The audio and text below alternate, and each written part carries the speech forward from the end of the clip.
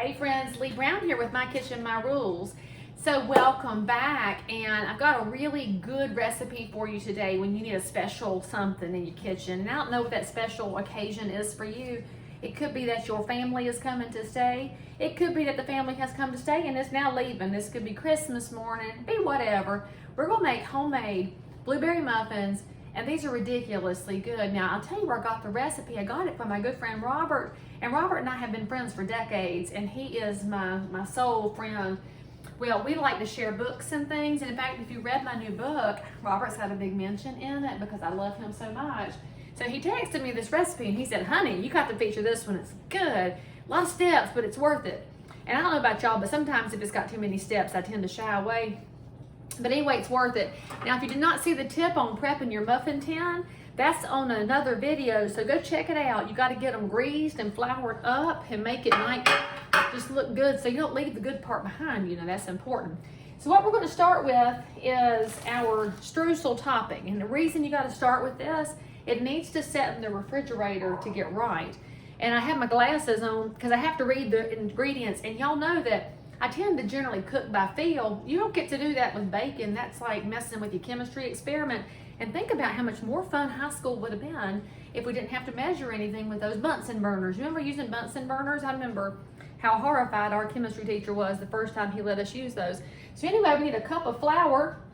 And unless you've been living up under a rock, you already know we only use white lily flour in this house.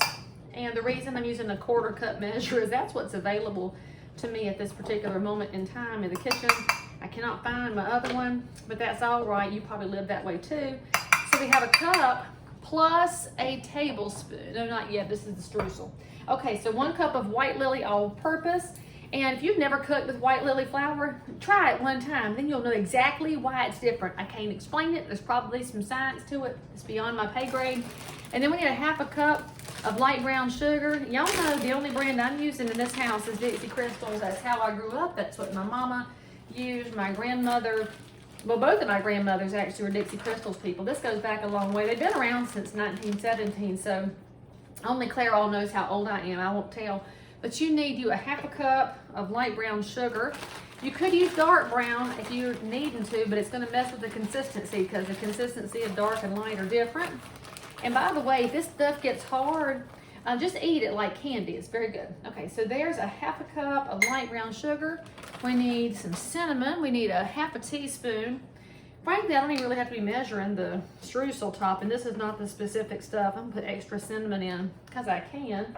And then we're just gonna mix that together with a nice little fork. This is the easy part, friends. And it's gonna look pretty, and it's gonna look tasty. If you taste it, you'll be bored out of your mind because it's just flour and sugar, frankly, a little bit of cinnamon. And cinnamon's got all kinds of magical health benefits to it. So, you know, eat cinnamon, but don't do it like the young people do on YouTube where they're trying to kill each other with cinnamon. I think young people in YouTube is a deadlier combination than a bunch of 11th graders and Bunsen burners in chemistry class. But anyway, now we got it just mixed in. See, nothing fancy, just make it look pretty. This would go on cinnamon toast, by the way, minus the flour. We used to make cinnamon toast. Well, no, actually out of powdered sugar and cinnamon. But anyway, then we need 7 tablespoons of melted unsalted butter. Now, if you wonder why in the store some butter is salted and some is unsalted, it's because this recipe calls for unsalted. Shazam, now you know. And so we're gonna mix in that 7 tablespoons of butter, almost a stick. And see, look, y'all are thinking, what am I gonna do with that 1 tablespoon, Leigh Brown? You're gonna cook with it. Put it in the bottom of your frying pan next time you're doing some fried squash or some fried green tomatoes, or frankly, anything could use butter. All right, so once we mix that in, it's gonna make a pretty thick little set up here, and it's gonna look a little mushy, and then it's gonna start looking a little bit crumbly as it starts to set up a little bit. And you wanna make sure that all of your flour sugar combo here is in, so you don't have pockets of melted butter that do not have any dry goods in them. And you see it's gone from starting off a little bit mushy. The butter starts to harden up. Got some secret pocket down here in the bottom. Don't allow for secrets in the ma'am. You know what they say about secrets? The stripper that was on The Office, y'all remember her? And she said that secrets are no fun. Secrets hurt someone. And so we don't want secret pockets of flour and sugar in the bottom here because they hurt people, you see. Okay, now that we have a mess and a goopy part here, I might actually put a wee tiny bit more flour in here so that it will crumble a little more instead of being like a paste. And then we'll just cut that in with a fork. There we go. Make it a little bit less paste and a little more crumble. And yes, you can see pretty quickly when you cut it in. See how it starts to gather up a little bit and break up? That's when you got, oh, I didn't show y'all correctly, see, because I need a cameraman or something, but he's gonna have to not charge because this is a zero budget operation here.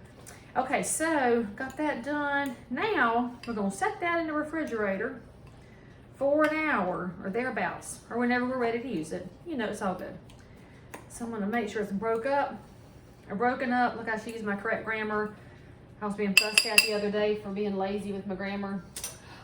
I know Mrs. Jewett would kill me. So I'm gonna set this in the fridge so it can be nice and cool. As I hit my camera here, of course, because, you know, no budget. And my kitchen's a wreck. Ain't y'all live this way? You probably do. You're not even judging me at home. You're like, ha ha, I live that way too. All right, so that is, well, step one was your muffin pans. Step two was your streusel. So now that's in. We've got our larger bowl. I don't know where I set down my bowl. Lord, having that day today. Okay. So we need our larger bowl to make our muffin mix. Now, if you're buying the stuff from Duncan Hines and Betty Crocker, that's all well and good, but this only is a couple extra minutes, y'all, and then you can control what's in it, as in, you know, what brands you have. Now we need flour. We're gonna need 1.5 cups of our all-purpose white lily flour. So 1 and 2 makes a half. Plus we need 1 extra tablespoon of flour. I do not understand sometimes how somebody comes to this kind of an exact measurement unless they're just more specific than I am. So let's do it right. All right, there's a half plus 1. Now I need a cup. And then you're gonna need to get, well, I can't talk at the same time, I'll lose count. And I already told y'all this is science. So there's a cup and a tablespoon and a quarter and 1 more. All right then. Now, we need some baking powder and salt. And if you're thinking, well, maybe I should just use self-rising flour, you probably could. But we're following the directions today. Okay, we need 2 teaspoons of baking powder.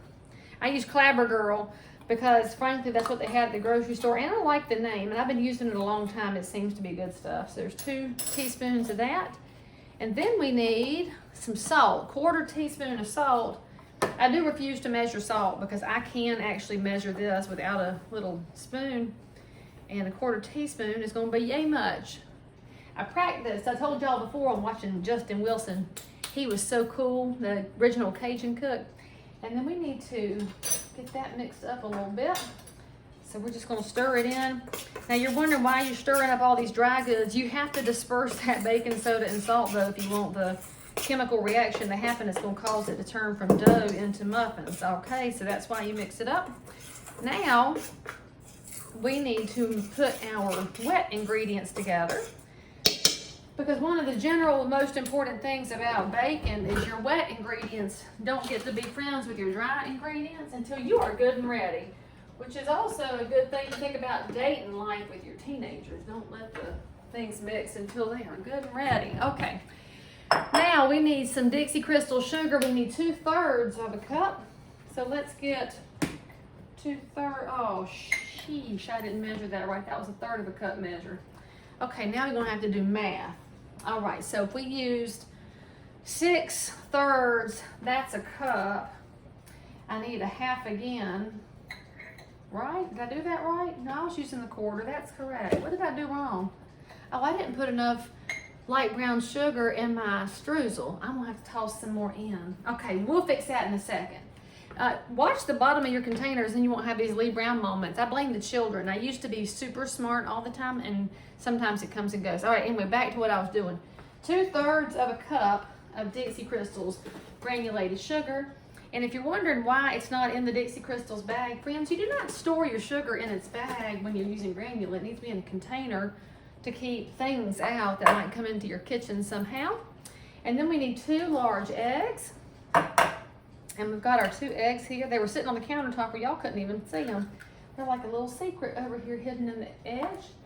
And I did that to get them to room temperature, because you want your eggs at room temperature so that your temperatures will cook correctly. I don't really know what cold eggs are going to do to it, but I imagine there's some fancy science.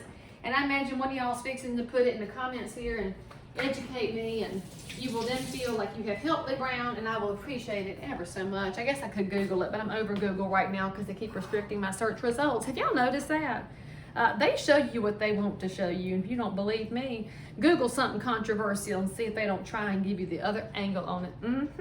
Okay, so we got the granulated sugar and eggs, and then we're going to whisk it until they are combined and break up those yolks. Get the whites mixed in. Oh, that's so pretty.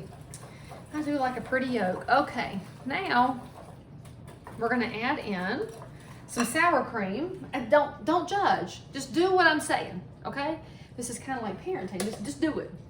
It'll be for your own good. Trust me on this. We need 2/3 of a cup, and I can actually do sour cream by sight too. It's kind of an interesting talent that I have. I didn't know I had, frankly, as a young person. Could I have won any scholarship being able to measure by sight? I mean, I wish I had known about it at the time, but oh well. All right, we got 2/3 of a cup of sour cream. We need 1/3 of a cup of vegetable oil. I'm using peanut oil because it's what I have in the kitchen. And if you didn't know the different kinds of canola versus vegetable oil versus peanuts just got a different frying temperature than the other ones. But when you're doing measurements like or ingredients and recipes like this, you won't hurt anything, friends. We need some vanilla extract. We're calling for a teaspoon of vanilla extract. I use too much because I love vanilla. And then I need some lemon juice. And I guess we could be using the real lemon in the nice little green container. But we do not need to do such things today because we have a real lemon. And then if you do it like this, you'll get the lemon juices flowing real good. I might not have shown y'all that trick in the past. And we're going to cut this half in 2 and squeeze out our own 2 tablespoons, right? 2 tablespoons of lemon juice. And then we will have fresh lemon juice. If you've never cooked with fresh lemon juice, I'm telling y'all, it's a huge difference. And it only takes you like this long. See, the time I've been talking about it is, according to my timer on my video camera, less than a minute. And let's see if that's 2 tablespoons. How much juice this lemon is going to give us for the day. 1, 2. Oh, 2 perfect. Lemon, you are meant to be, friend. All right, so there's our, let's see, we get everything. Sour cream, oil, lemon juice, vanilla. Now we're going to whisk that up into our sugar and egg mixture here. And it's going to look kind of nasty because sour cream has this tendency to look kind of clabbered. I am using Clabber Girl baking powder. I guess that'd be fine, but ugh. Tastes good thing it tastes good. This is also another reason that if you want to cook with your children, you should pick and choose what you cook with them so they don't get all grossed out and stop eating what you make. I have to tell y'all that before this cooking show, my daughter loved my banana bread. Ever since I showed y'all that mayonnaise is the secret ingredient, she won't eat my banana bread because she says she doesn't like mayonnaise. And it's just a sad, sad moment for any Southern parent to know that you have a child that won't eat Dukes, but oh well. Okay, so now we are going to mix this in with our dry ingredients. Now, pro tip, you will mix it just until it's combined. Do not over mix it. You do not need to count strokes. You do not need to do it for 2 extra minutes like on the times when you're using a hand mixer.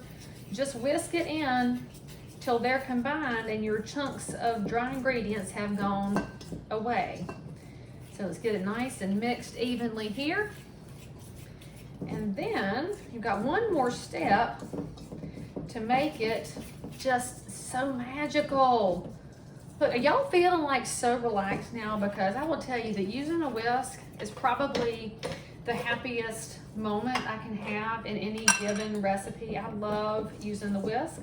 I love the results. And there we go. Just mixed in, okay? That's all you want to do. Now you need some blueberries, because if we're going to make blueberry muffins, you need blueberries. Now some of y'all might use the store-bought ones. That's fine, but right now I'm making this video in July, and if you're using store-bought in July, I really don't know what you're doing. I mean, like, you could buy it at the farmer's market. That's not what I'm talking about. I'm only really judging you severely if you're using frozen things in July. I mean, come on, for real. Or those little canned ones from Maine. If you want to use those, just be careful, because they add a whole bunch of sugar in there. So anyway, we need about oh, and I store my blueberries in Ziploc bags, because I will buy the dickens out of these when they're in season, then I will freeze them so that I can have blueberries year round. So you need about 1.5 cups of them, a little bit more, a little bit less. Do one last pass for stems, because I see that a couple of stems had snuck by me the first time. I don't know about y'all, but I got my new book. I was so aggravated because I read through it, had other people read through it, thought I had it down pat for grammar and spelling and no run-on sentences, and sure as the world I went down to get the Audible recorded, and dag nabbit, if I didn't have several more errors, I was so mad at myself, and wasn't nothing I could do at that point. So if you order my book and I start to find mistakes, please don't circle it in red pen and send it to me, because I can't do nothing about it.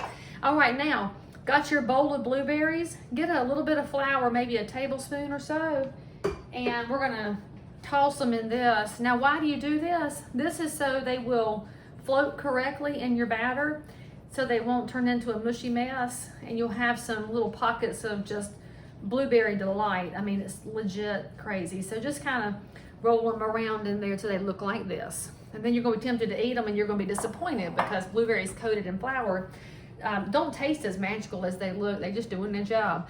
Okay, now we've got them coated. We're going to gently mix them in. Now, why are we gentle here, friends? Because if you are aggressive with your blueberries, they will bust up, and they'll still taste good, right? Because blueberry juice is good, and we love a blueberry pie. But for muffins to be their best possible, there's another stupid stem. Well, somebody was fixing to have an exciting moment, and maybe that's why I will serve these when somebody's leaving instead of when they're coming.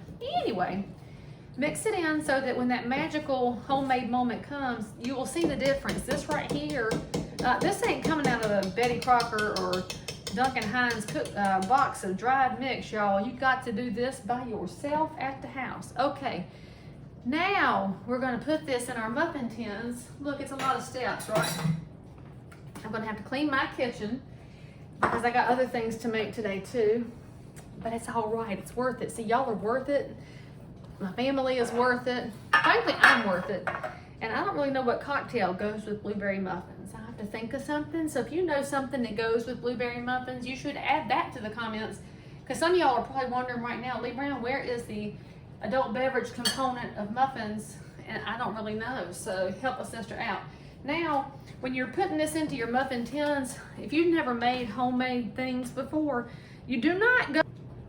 Okay, so we're spooning our batter in to about the 1/2 to 2/3 mark.